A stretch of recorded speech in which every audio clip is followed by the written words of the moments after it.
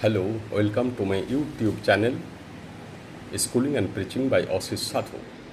দেবী দুর্গার দুজন সন্তান এবং দুজন সন্ততি, দুটি পুত্র এবং দুটি কন্যা।